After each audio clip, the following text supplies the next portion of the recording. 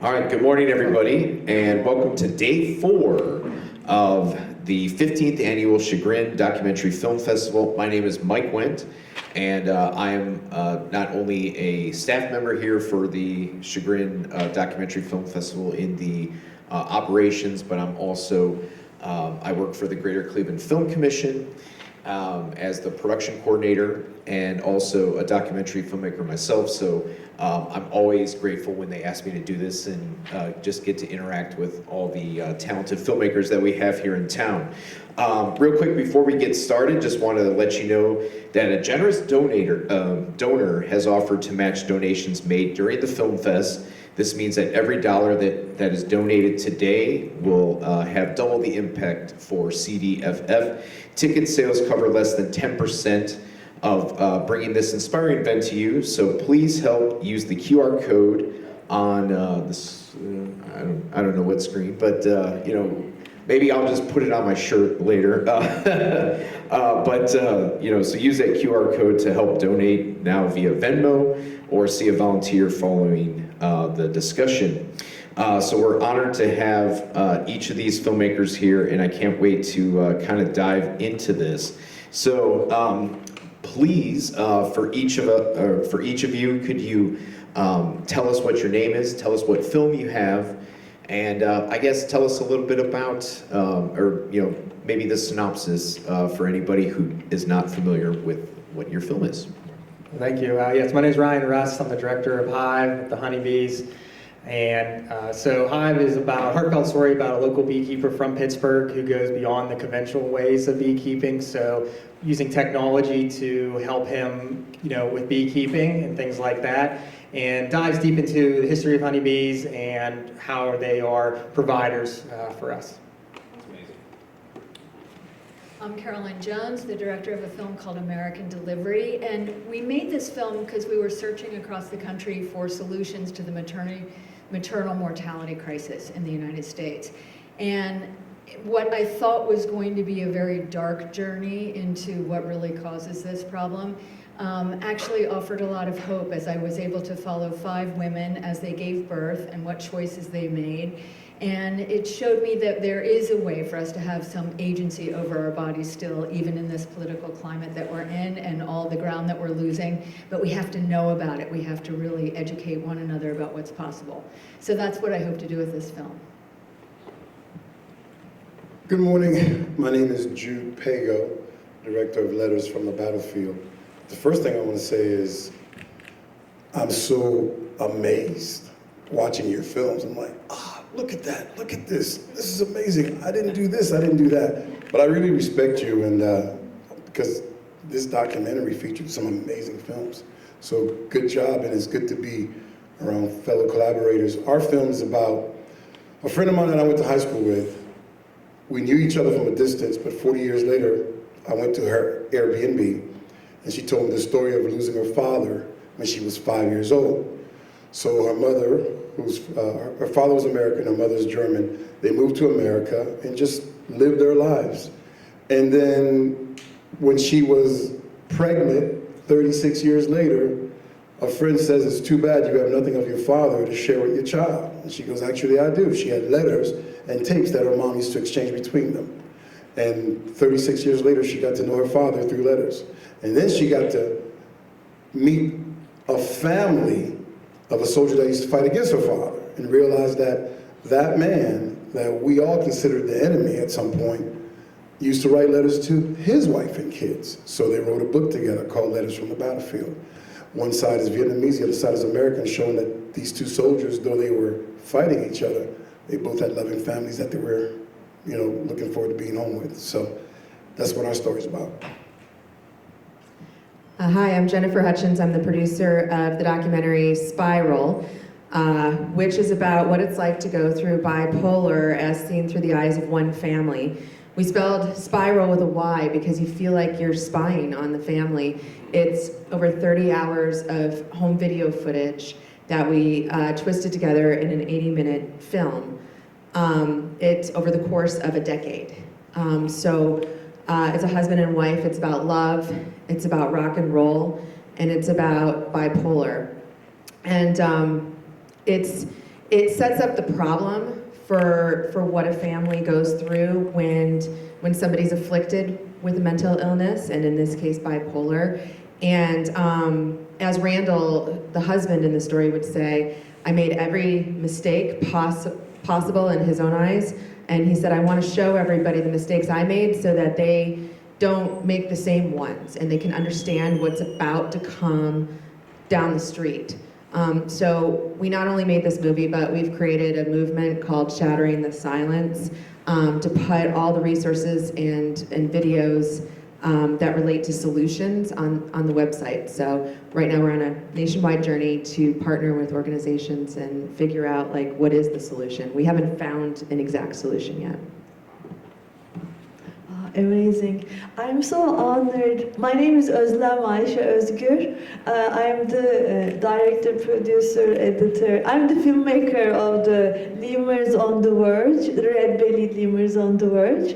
And I'm just so honored to be in the presence of these wonderful filmmakers.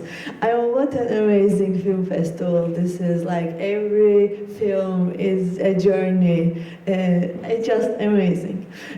So my film is about lemurs. When I learned about lemurs, 97% they are threatened. 97% of lemurs are threatened with extinction. I learned that from Stacy Tikat, who is a professor at the University of Arizona. And when I learned that, I said, "What can I do? I just need to do something about it." And I know a little bit of filmmaking, so then we started interviews and everything. And then I learned how amazing these lemurs are, like animals, the nature is. And we have a lot to learn as human beings from these lemurs. And she told us that, Stacy Tikat, who does this research on lemurs, like because of the environmental degradation and logging in Madagascar, the forest has changed the way it produces food. And now there's secondary forest in Madagascar, rainforest. And the lemurs depend on fruits, and the production of food in the forest is not predictable. That's why the extinction. They are threatened by extinction because their babies die because of starvation, because they can't depend on food, they don't have enough food. And the lemurs adapting this climate change and trying to survive, and the hormone levels of the male lemurs change when their wife gives birth to a young little baby, and then the male lemurs become more compassionate, more giving, more caring, and then lemurs decided, if we have a baby, a newborn in our group, it's not just your baby, it's our baby. We'll take care of it. So if lemurs can do it, so why not? Why can't we do it? And so that's why when I learned that we have to make this film, and I'm like, let the world know what lemurs are doing. We can learn from them. Anyway, that's and each dollar Stacy Tikat and their team receive with grants and funding, it goes to the Madagascar, this little community who dedicated their lives to save the lemurs. So that's why we made this film. Thank you. Hi, I'm Justin Streichman. I have a short film called Dale in the festival, and it features Dale Hikawa Silverman, who was the first Asian woman in the Los Angeles Philharmonic.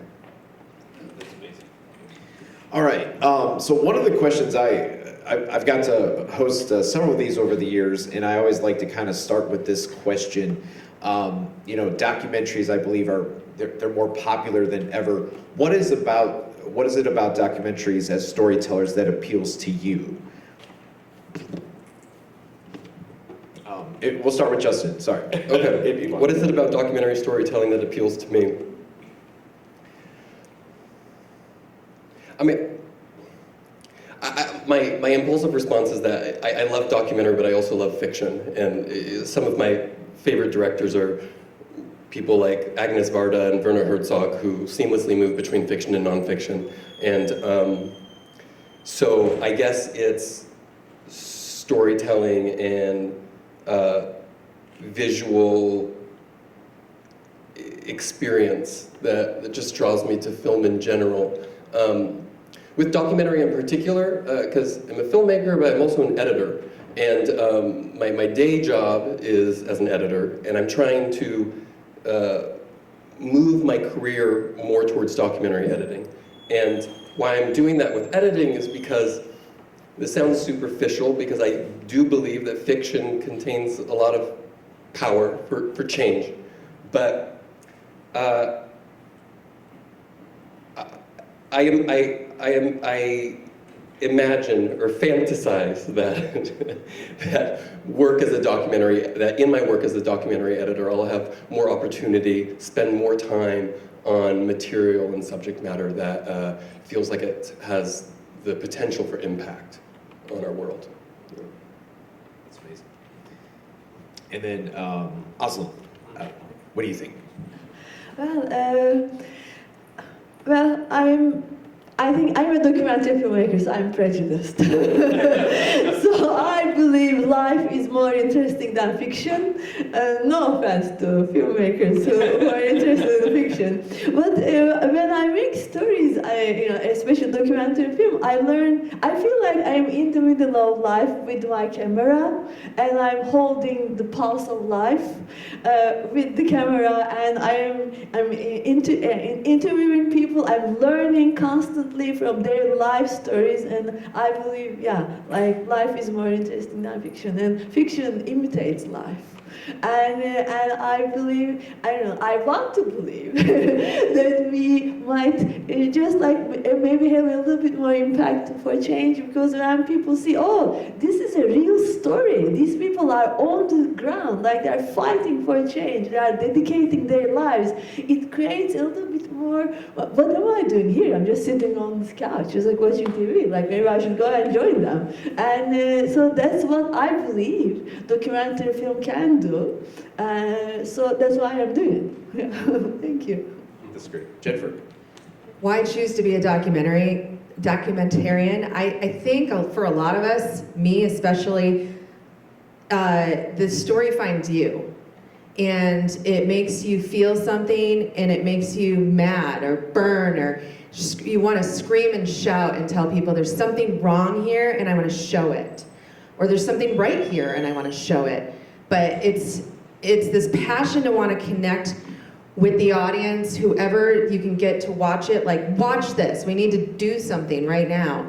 And so however we can tell that story, that's what drives us, because it's not an easy journey. I mean, I come from TV series producing on shows where I did over 100 episodes for Chris Angel Mind Freak and Ghost Hunters and The Car Show with Adam Carolla, and then I went into scripted film. The documentaries filmmaking has been the hardest journey. I mean, you have to go into the depths of your soul to keep going. And like, I found out you can't pay your mortgage with just like a please. So for me, the answer is it's your heart that tells you that you're gonna do this. Jude? That's good. I think documentaries is the last line of defense, because when you have so many messages out there, sometimes you're like, what's the truth? Go watch a documentary.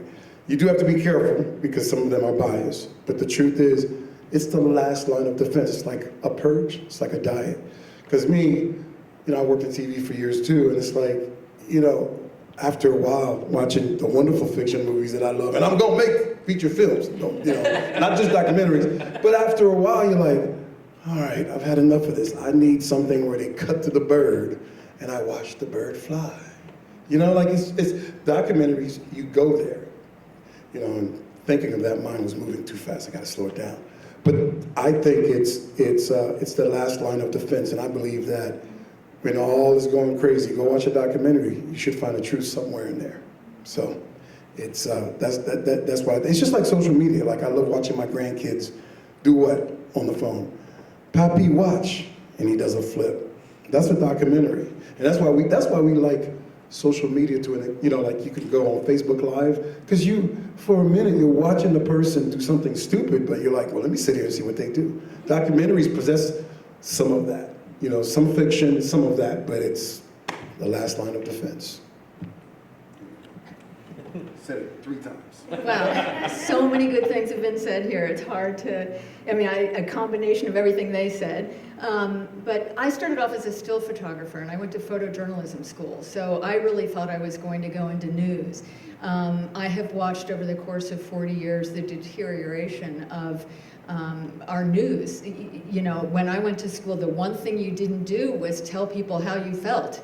You were supposed to be an observer, a witness. And so I think I've been searching for that my whole life, is a way to just be a witness and an observer to what was going on around me. I also think that the intimacy of documentary making it's seductive for me. I love being able to get into someone's world and get deep in there and dig around in there and then share their story with the world. So I just really believe in the power of storytelling to break down barriers and show us who we are as people. And I think it's a very, very powerful medium, and we're all just really, it doesn't pay squat, it's true, but it does make a difference, I think. It changes people's minds and it opens their minds. So I'm really grateful to be on this path.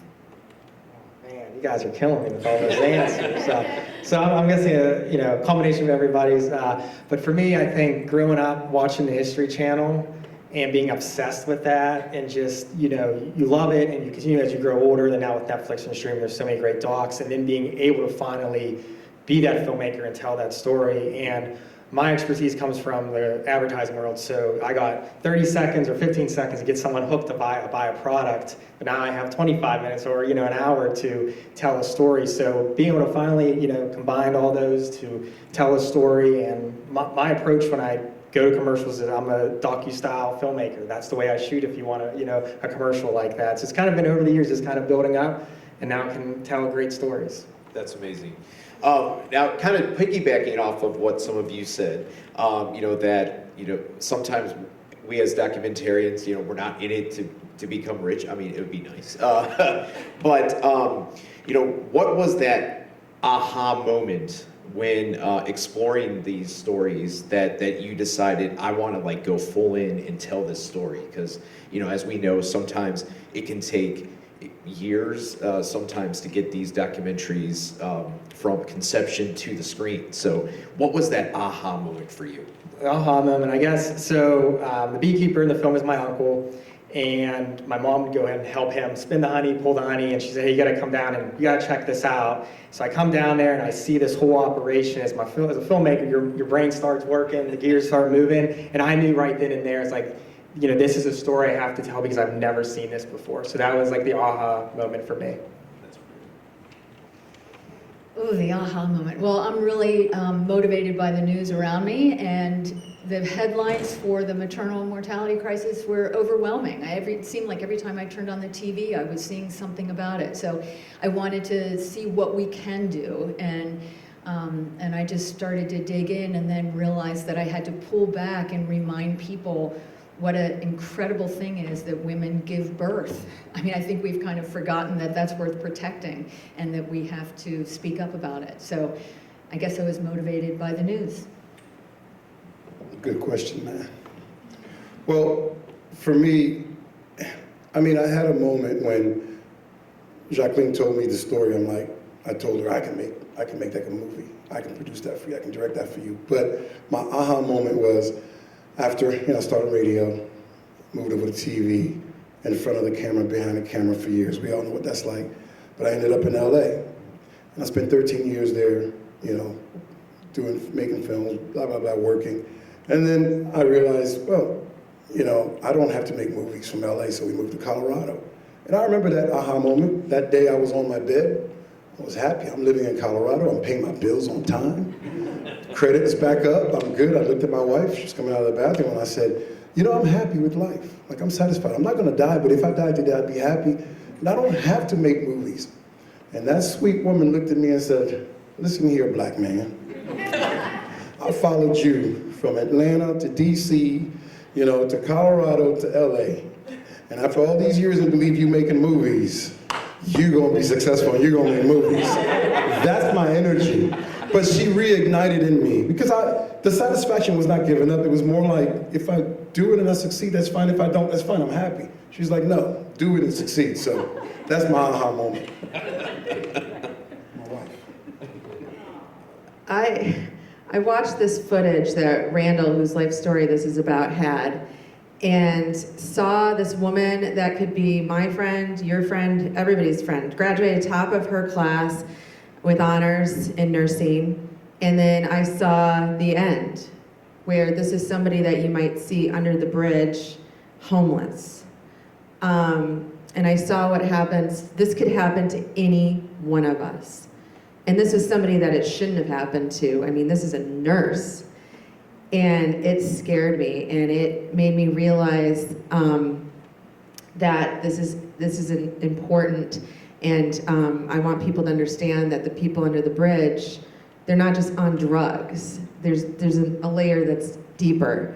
And I told Randall when I saw the footage, even though I knew it was important, I said, I can't afford to do a documentary right now. I can't go down that lane. And then I called him 3 days later and said, I can't, my soul will not let me not let this happen. And I don't want anyone else to do it too. I've got to tell this story. And I know I'm gonna go broke doing it, but here we go. That was an amazing movie.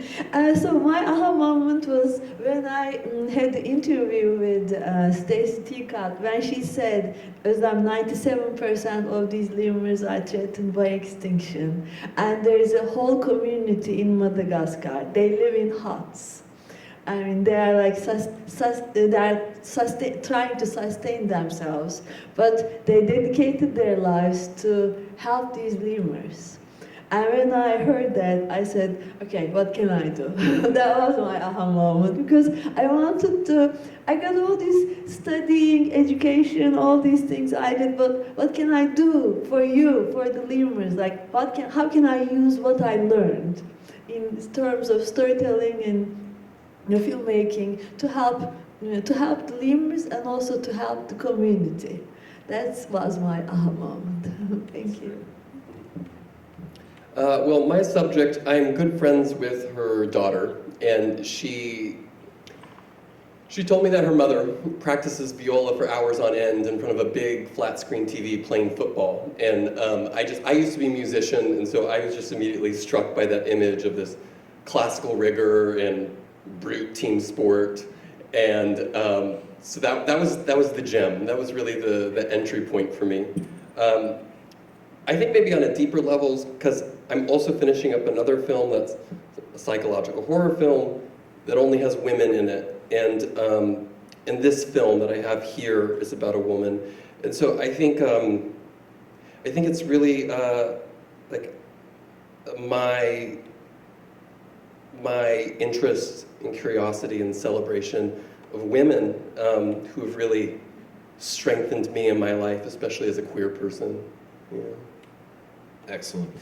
So I'll start again with Justin here. What was the most challenging aspect when trying to tell each of your stories? I don't know if it was that challenging. Dale was so giving to me. It started a little rocky, even though she's had a 40-plus year career as a professional violist. She's used to playing in a group. And she doesn't actually like performing. Practicing at home in front of her football is her thing. And she almost didn't want to play for the camera. It was, okay, well, we're not going to have a film here if you don't play for the camera. And so when we first started shooting together, she asked me, oh, go off over there in the bathroom. You're too close. And then, just with a little praise, honest praise, she warmed up to me, and I inched closer and closer. So we The challenge. Well, it was the time of COVID to begin with, and when I heard, when I talked with Stacy, I said, I just need to do this. I couldn't sleep, like, I need to do this. And she said, well, Özlem, because I was thinking we had some lemurs in Tucson, Arizona in the zoo. I was thinking, oh, I'm gonna go just like film a bunch of lemurs there, and then I'm gonna have the interview. That's gonna be a piece of cake. You know, and she said, Özlem, the lemurs I work with are called red-bellied lemurs, and they only live in Madagascar. Now then, then I said, oh, okay. And then, so Madagascar, during COVID, I talked with the dean of the school, University of Arizona. I said, I need to go to Madagascar. I said, Özlem, this is COVID. You're not going anywhere. I said, oh, but how am I going to shoot them? I never figured that out. Okay. Thank God somebody invented Zoom. So I was in front of the Zoom 5 in the morning because there is a time difference, with my little French and with their little English. So the first communication was a challenge. And then well, I needed to put a production crew in Madagascar. So I asked them, please help me. and the announcement went out in Madagascar, and then like 2 people came forward. And this is being University of Arizona productions. We had $0 budget. And I needed to convince these people, like, it didn't take too much convincing because they were already interested in lemurs, but I said, we won't be able to pay anything. This is just a labor of love. We want to help the community. We want to help the lemur. What can we do? And they came forward, two videographers. And another challenge, this is a jungle. So you can't just go to the jungle with your camera, I'm just gonna shoot some lemurs, because anything can happen anytime. So we needed to find security guards and forest guides. So we had like 6 people in the crew. They went there and then they shoot, but they didn't decide that they need a tripod. So then they shoot in the forest, and then they came back to the city from an internet cafe. They sent me the footage. And then I'm just looking, there's beautiful content, but it's just shaking. And I said, I can't use this footage. And they said, you have to go back. And then they did, thank God. And then they had the determination. And then they sent me. So it took 8 months to film a 15-minute documentary. So that was the challenge. Wow. That's amazing. That's incredible. Jennifer. The challenge on making Spiral, well, we had 30 hours of footage to go through. And we also had to take a journalistic approach to this because the subject of our story didn't make it through the story. And we wanted to tell her story unbiasedly. And so we interviewed all the friends, family, everybody that was available to us on both sides of the married couple. And we hired a private investigator to go make sure that the claims that were being said by anybody were true. The woman of our story, Michelle, her father had been in and out of prison for selling drugs, and it was stated in the documentary, but we had to make sure that there was truth to that.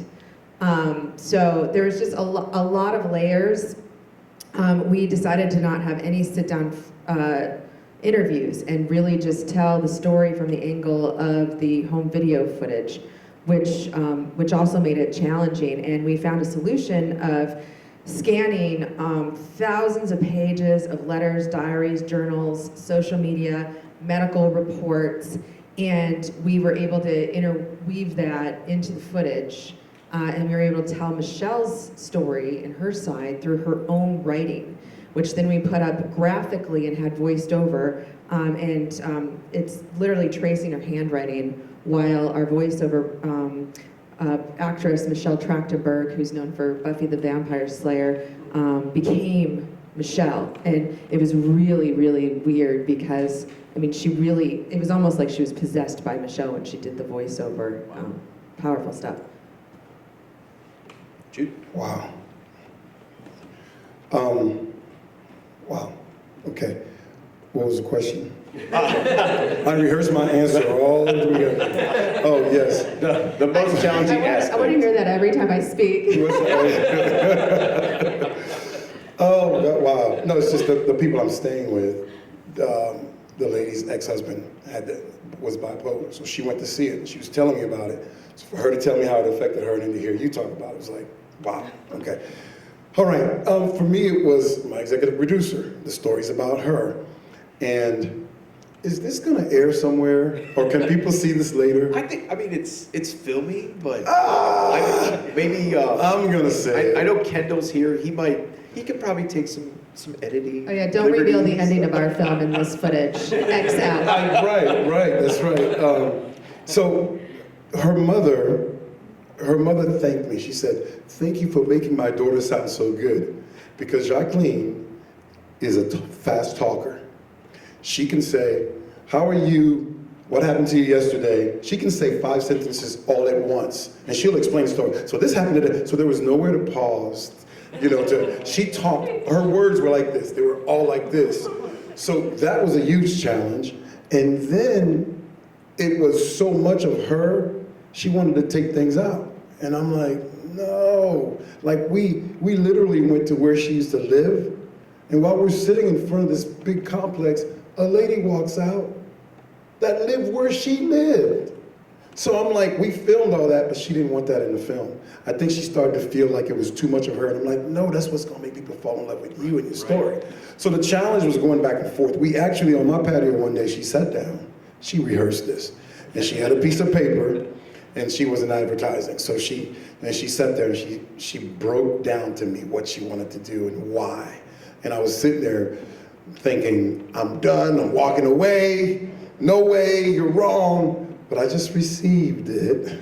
And then I went and sat down without my editor, and I just went through it and went out. Just took the stuff out and made it work. But that was the biggest challenge, because my wife to this day still loves the longer version, because she felt that it helped her fall in love with her and her mom and her dad. But she had a problem with it. She wanted it shorter. So that was my biggest fight with her. It's like, it was dealing with her, but I'm glad I did, because it makes you better when you deal with adversity. Absolutely. So that was mine.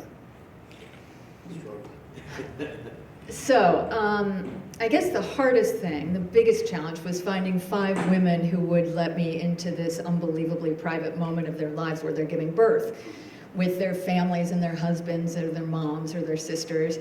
And I wasn't just looking for random births. I wanted to see someone give birth with a midwife. I wanted to capture a C-section. I wanted to capture a birth like that most women in America have, with an epidural and Pitocin and the whole kind of standard medicalization of birth. And I wanted to present it all in a way that wasn't judgmental. I'm not trying to say with my film, whatever you choose is right or wrong. I'm just trying to say this is what your choosing looks like.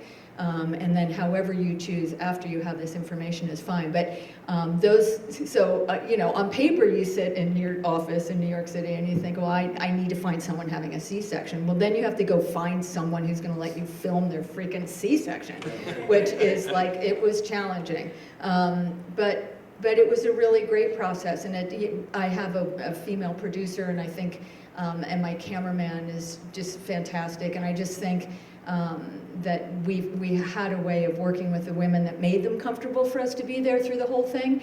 But the other biggest challenge was time, because since I was waiting for children to be born, it was a very expensive kind of way to work, and especially with a midwife, you're like, come on, give birth already. I'm like looking the time, watching the time click on and just thinking, oh my gosh, another day with and you want them to take the time, because that's what giving birth looks like when you're with a midwife.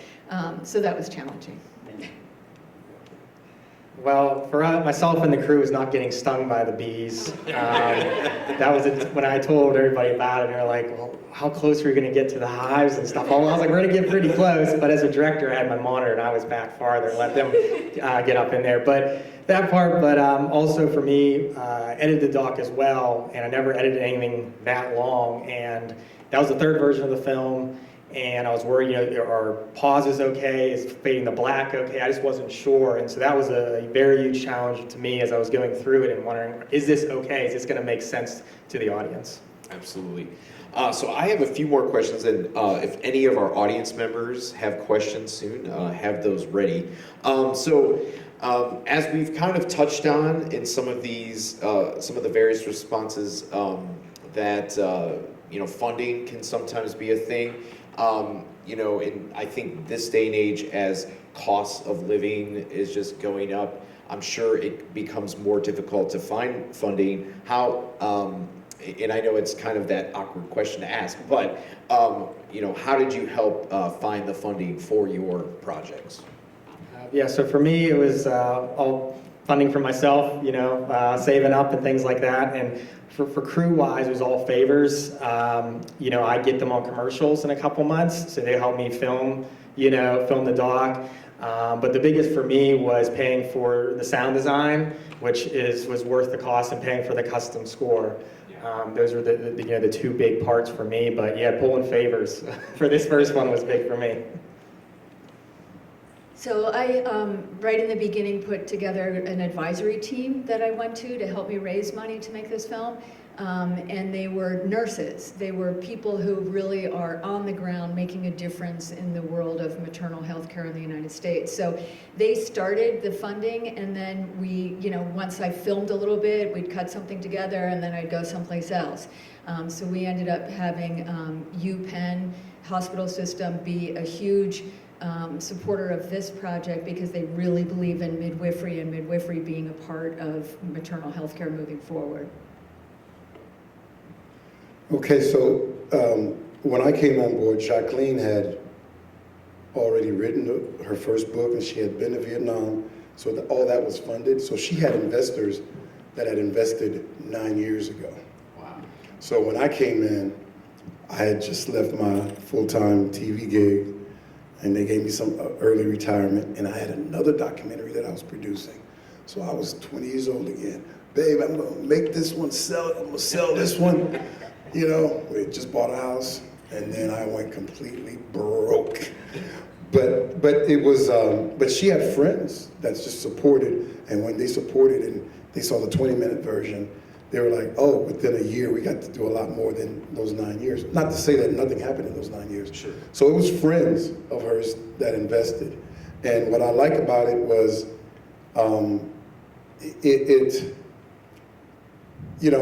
you go through the difficulties, but you find your love, and then you find your purpose. And then all the sayings that you hear, believe, you shall receive, it becomes real. Now you find yourself in the midst of it. And then at different times, the support you get from different people is so surprising. Like here to go to the festival, here to do this, here to do that. So her donors and her friends have been very, very supportive. That's great.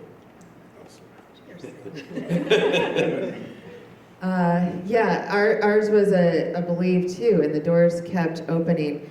When we looked through this footage, we said, if we do this right, this feels like it could win an Oscar. Like that for some reason, that was the words that came out of everybody in the room's mouth. And we didn't know how we were going to raise the money. And I ended up working on a TV series about animal rescue. There were two directors. One was Richard Linkletter, known for Boyhood, Dazed and Confused. I was the supervising producer. And then there was another director, Bill Gutentag, who'd won 2 Oscars in documentaries, social cause movies, and 3 Emmys. And so for the first few months of working on this series, I'm thinking, okay, I'm sitting on this footage about bipolar. Like, at what point do I mention to Bill, to take a peek? And then I was like, well, we need to put together a trailer. We need money. We need to put together an LLC, a bank account.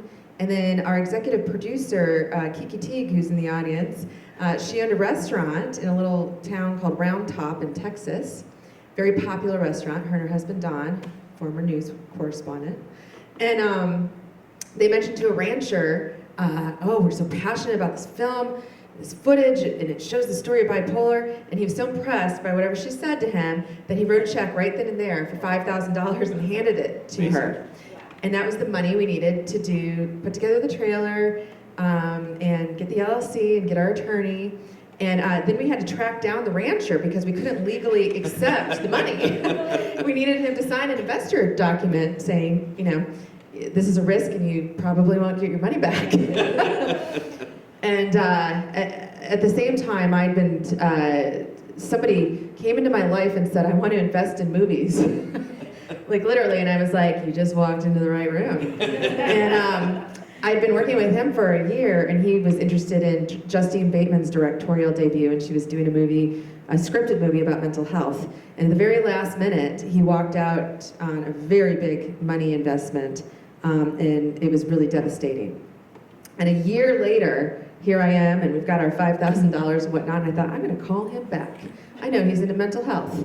And so I called him back, and I said, I got a mental health movie for you, and I think I'm gonna get an Oscar-winning director on it, and I want you to take a look. And he did, and he's like, I'm in, where do I sign up? Wow. And he was actually gonna match another investor who was an owner of a very famous bread company that's throughout grocery stores in the US, and he is known for being bipolar, and he'd been in and out of prison every time he was manic. He went to prison, and so now he hires ex-convicts for his bread. And his wife said, this is too much money to give somebody, and then they disappeared. So then the guy that was gonna match him, we went to him and said, will you be the main investor? And we've all agreed that we're gonna cut our rates by a third, and we'll just do this, and I don't know how we're gonna get through it, but we're going to. And he said, okay. And so we knew right then and there that we weren't even gonna get paid barely to do this, but we did. Wow. So I'm just a beginner in terms of fundraising and these things. So the answer for me was clear. The dean of the College of Social Sciences said, Özlem, you have this much budget. That's it. And I am just a part-time video producer at the College of Social and Behavioral Sciences, so I have no bargaining power at that point. And he said, there's one thing I can do for you. I won't give you any other assignments for a year. You want to make this film? Do a good one. Wow. And I said, thank you. And so that's it. I mean, he said, use your persuasion powers, convince people, and just do what you need to do. And that's what I did. I said, okay. And yeah, that's it. And it was just a labor of love. And I was a part-time video producer. I was studying at the time, about, anyways, I was doing my graduate studies at the time, so I was just writing. So I didn't have time to write grants or anything like that. And from my pocket at some point, because we needed footage of a baby lemur. And it's very difficult to end because the species is going through extinction, and I was just like, how can I find, because she's talking about baby lemurs, and I'm just like, I'm on the phone with like a bunch of video libraries, and then somebody said BBC had one. And I'm talking in London, and I said, okay, and they said, well, they said, like, a second is just like $100. They said, okay, it's not persuasion power. So, like, how can we? I said, this is an educational film. Nobody's gonna make a buck out of it. This is documentary. We are trying to raise awareness about lemurs. They're going to extinction. What can you do for me? I said, okay, 50% off. That's, I don't have it. And then finally, he sent me another library who has the same footage, because it's an educational library. They just sent me the footage. So this is my funding strategy, basically. I mean, you do what you can do if you want to do it. Yeah, that's what. Make, borrow, and steal, right? Exactly. You finished a film and convinced people to do things. You're a filmmaker. Yes.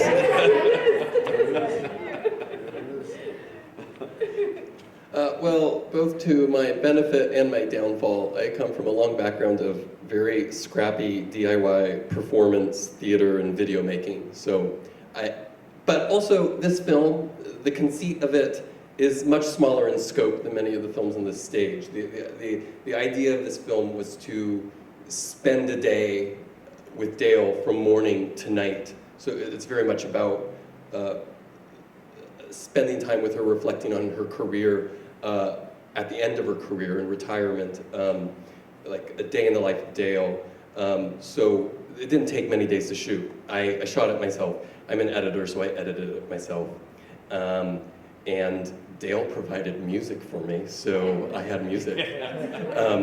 But yeah, but that was also part of the, I'm really trying to propel forward my documentary editing career right now, so I wanted to make something quickly right now for my portfolio to just move things along. So that's also just part of the where I'm at in my work, and yeah. All right, so I'm going to ask one more thing. So I love, festivals and being able to interact with audiences. What has that experience been like, getting to show your film, to various audiences? And was there anything that kind of surprised you of the feedback that you got when you get to exhibit it to the public? Justin. Well, I have another showing today at 6:15 p.m. Please come, have your eyes on it, and give me your feedback. Well, people love Dale. The character Dale. She's in a way I have it easy with having a very charismatic character who really gave me all of her. So, am I answering the question? Yeah. Yeah. Yeah, so I'm getting a lot of the feedback mostly centers around, I want to be friends with Dale, and I'm happy to hear that, and happy to share that with Dale, and yeah, it's a treat to. This is the first festival I've gone with this film, so I just started this. It is back in my hometown of LA. It is showing in a couple weeks, and so I'm excited to hear more. Absolutely. Well, the feedback, I have been to a couple of other film festivals as well. The feedback is like, wow, so climate change is real, huh? that was good. I like that. And then a lot of people say, oh, the lemurs are so cute. And like, well, we have a lot to learn from them. Like, yeah, that's right. And so those are the things. And then the effect of it, like Stacey Tickett received a bunch of recognition, and not just because of my film, obviously she's an amazing researcher, but a little bit more awareness of what lemurs are and what they are going through, and how did human beings can affect, and like in terms of like destroying a forest, and then like what are the effects of that in general animal population and those kind of things. Like people are like, oh, I have never heard about that before, but now I know. Thank you. Like those kind of feedback makes me happy. Absolutely. Jennifer.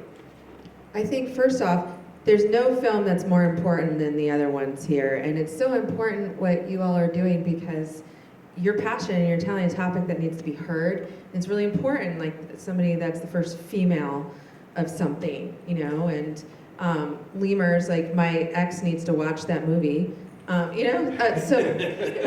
there's a story there. About how lemurs take care of their families. No. Ouch. No. Audience feedback at, this is the second time Spiral's been screened. We screened it at the Chinese Theater on Hollywood Boulevard is where the world premiere happened.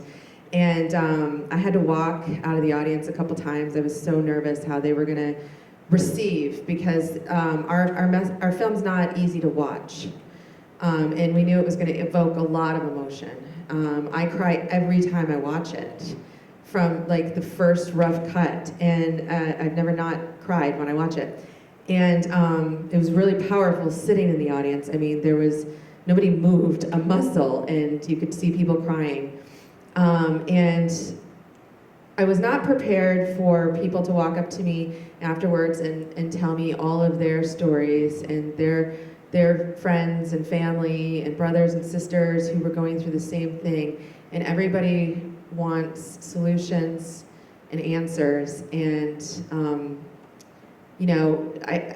it's been hard because I have to remember to always say the words, well, the things that have started to work for the people in our story are, because everybody's journey is so different. So it's been a really great opportunity to connect with the audience and just have that feedback to know that what we're doing is important. Because I think we envisioned that it was for so long, but we didn't know. And so I think I've just cried about 200 times this week. So it's been impactful for me, and I will never forget it. That's great. Jude? This is like therapy. Yeah. I'm serious, because it's like, while you were talking, after they all talked, it brought me to a realization.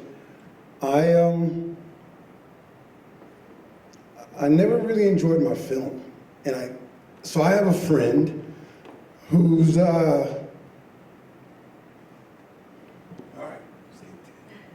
I have a friend who's done campaigns for Obama, Clinton's, and so he's a great producer director, and he tells me how amazing the film is, but I never believed him because my other friend who used to work, big photographer, he never really gave me any love on it. But I didn't realize it till now. So our film, we won awards at different festivals, but I never really enjoyed it. I was always like, and then I went to the Orlando Urban Film Festival 3 weeks ago, and it was the first time that I'm like, it's pretty good. I mean, like, it's pretty, but here was the first time I got emotional, and I'm like, I'm not doing this because of the people of Chagrin and their honesty and their love for you. So I was able to look at my film emotionally, and I was like, I'm not crying. I'm not going to be, because I'm going to be rolling on the ground. Yeah. So I think that I forget the question, but we were talking about. But for me, the feedback, it's hard to believe that it's good, because I'm like, there's things to do. Production, sound design. There's things I want to do, but I don't know. I feel incomplete because it's like, this is not my best. I could do more. Yeah. And this coming to Chagrin after Orlando, it's allowed me to say, dude, it's a good film, But I didn't believe it. I mean, people say, hey, good job, and I'm like, yeah, it's not. So I think it has to do with not getting the love from a person that I grew up with that worked in TV, but he never said, good job, I like it, it's good, and I didn't even realize that could be the reason. Yeah. I didn't mean to spill my guts on everybody. It's so complicated, isn't it? Oh my gosh. What do we take from audiences? Well, I mean, I feel like I just spent 2 years like in a rabbit hole and didn't talk to anybody except for the people who were in the film or editing the film or making the music for the film. And then you get this chance to be with people, to have you were asking incredible questions today. Okay. I mean, this is so productive, and I'm so excited to meet all of you, and so moved by your films and what you've done. And so that's half of it, just getting to be able to share and meet people of like minds and sort of be reinvigorated that there are people in this country that really are trying to do something really positive. For me, the audience feedback has been extraordinary, not unlike what your experience. People, actually women coming up to me and talking to me about their private body parts has been really weird. Like I've heard Sorry about that earlier. No, it's amazing.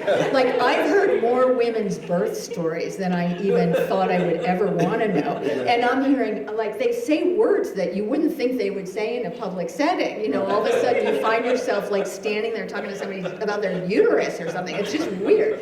But it has been this like floodgate of people opening and wanting to share their birth stories. And unless people do share those stories, I mean, I had a woman this morning say I had postpartum depression. I never even realized it. I'm sorry, how did we get there? So the audience response, I think, is just so valuable for all of us. Yeah. And I'd be remiss to say, I believe your film won the audience choice at Cleveland International Film Festival, right? We did. Earlier this year, that so, was yeah. awesome. Thank you. Yeah, I think for me, when I've screened it, so this is the second film festival my wife and I have been to. We did premiere it in Pittsburgh back in February. And for me, I guess two things. A lot of people ask after they see it, where can I buy the honey at? I'm like, wait, we got to go back to Pittsburgh to get that. But I think being in the film the first time with a ton of people, and when you edit in there and you have the parts that the people, you want, oh, I hope people laugh at this, or I go, or oh, and when I sat in the theater across from my uncle, and I heard people laugh, I'm like, part one's done, and then we got the awe moment, and for me, I looked across and saw him tear up. I knew I did my job as a filmmaker because I told his story correctly. But this film festival has been amazing the whole week. The people, the town, the networking, being up here with all of you, and all of us being, selected for this film festival is amazing. And like they showed this morning, 600 some films, and we're all a part of it, and that's really remarkable. That's great. Any audience questions? I mean, you've got to hear all their stories. Any questions from there? I don't Yes. have a question, but I just have something I want y'all to know. Okay, I'll leave that. Thank you. Every one of you have educated us here in Chagrin Falls with your beautiful, with your heartfelt, with your personal, with every gamut of the story, y'all, is right here. You are the reason why we are having a 15th annual festival. And if you've stayed in our homestay program, where you stay in personal homes, will you just raise your hand? I wish. It is the gracious people of this town that offer their homes to you. And as Ursula knows, she has like 16 homes that she's been invited back to. All of you do. But for you to share the rawness, the realness, we thank you from the bottom of our hearts. And to have the stories unfold about y'all, I can't wait to get to know you. It's beautiful. And please continue. Please know you have a home here in Chagrin Falls, but we mean it. I just want to applaud you because you're outstanding. And I mean it. Thank you so much. Well, excellent. Let's hear from each of our panelists. What is next in the pipeline for you?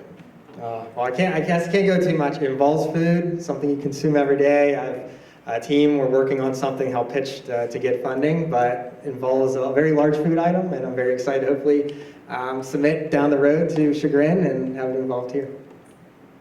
Oh, that's so mysterious. I know. Aren't you dying to, come on. You can, okay. Yeah. Okay. So I'm working on a film about migration and immigration, basically. It's healthcare workers coming to our country and what they do to help us and how they're treated and what the process is and how it's a story in Ghana, a story in the Philippines, and a story in India. So 3 different people coming to the United States, getting educated, sending money back home in some instances, and going back home and creating health centers in others. You're pushing me in a direction. I'm an immigrant myself, and I just remember what it was like coming to America. Didn't speak the language, so over the years. So I wrote my high school was 2,000 kids. In my senior class, there were 2 black guys, me and my buddy who played football, and then maybe 6 others in the school. But we loved our school, we got along with our community. And this young man from Washington, D.C., turns out his mom was an educated person, but he came and he started punking us. Man, you letting these white people touch you, they calling you brother. So he started making us feel like we weren't militant enough. So basically it turned out he stirred up a fight and got his ass whooped by a little white dude this tall that happened to be a state wrestling champion.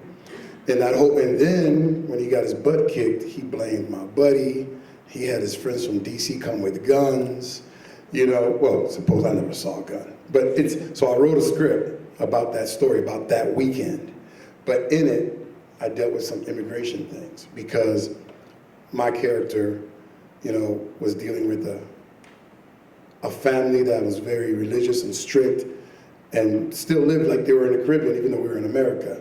So the issues he had, my parents didn't understand me playing football, they didn't understand me acting, they didn't understand everything I was doing. They supported, go to school, get an education, get a good job. They didn't understand all the other stuff.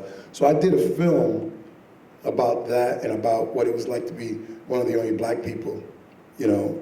But it's a comedy. But it's that weekend, that weekend of that guy. Well, it's a weekend in our lives, us being chased by a black dude in an all-white school, and him getting his butt kicked, and you know, going to a dance to escape him, cops running through the school. It was crazy. And I wrote it, and that's what I want to work on next, because you guys kind of pushed me towards it. Because I have a comedian that I can put in it, and then he can get his buddies to be in it. Then we can get the funding, because we got the distribution lined up, you know. So something about, but it's about immigration, but it's a fun, fictional, we add some stuff in there. It really happened, but we add stuff in there to make it. It's another way to look at immigration and realizing that, hey, we're all immigrants, aren't we? So anyways, that's my next project. It's called I'm Black and I'm Proud. Well, I had the honor to work on a documentary that just premiered at Telluride as not the main producer, but one of the field producers that followed the court case of Zawarski versus the state of Texas in the first lawsuit against the state of Texas for the abortion rights. It followed these women who almost lost their lives because they were not allowed to get an abortion, even though it was putting their lives at risk. And Hillary Clinton, Chelsea Clinton are behind it, Jennifer Lawrence is behind it. So that's going to come out soon, and it's just simply called Zawarski versus the state of Texas. And that went to the Supreme Court. When we get into 2025, I have 3 fun, lighthearted, scripted movies that I'm going to do as a sense of self-recovery from the documentary world for about a year. One of the producers that I'm going to have the pleasure to work with is Elizabeth Avian, who produced the movies Spy Kids and Desperado and Dusk Till Dawn. And she's a wonderful woman who's made great waves in the state of Texas in helping local filmmakers get jobs. And additionally, I'm focusing on building a community for filmmakers. I have a group called All Entertainment Business, just allentertainmentbusiness.com, which connects filmmakers locally as well as globally. So I have a monthly event where I have a guest speaker, and I ask them how they got their project made or how they got to where they were, like stuff that's really usable for stuff like us when we're just trying to figure out how to raise that next dollar or get that next crew member. But I broadcast live to Zoom from Austin, so anybody anywhere can watch, and this community has formed that's connecting across the globe because we all live like gypsies. We live in hotels and stuff. So like once a month, everybody just can reconnect with each other, and it's become amazing. It's grown to over 25,000 now and growing. Wow. I love the sound of that. Wonderful. Well, what was the question again? What's your next project? My next project, I'm working on a documentary right now. It's in production, Women's Homelessness. So I made a short film about women's homelessness, Sister Jose Women's Center. I interviewed them and everything, and then once I got into that story, the question got bigger and bigger, which every interview, every corner you turn, I started seeing more and more. And then I talked with my supervisor, said, no, I have to make a longer one. I have to make a longer one. After talking with them for a month, they said, okay, so we can make a longer one. So now I am allowed. And so actually, Arizona Public Media, PBS, we have the crew, we have the van, we have the equipment, you just go shoot whatever you need to shoot. So I'm grateful for that support.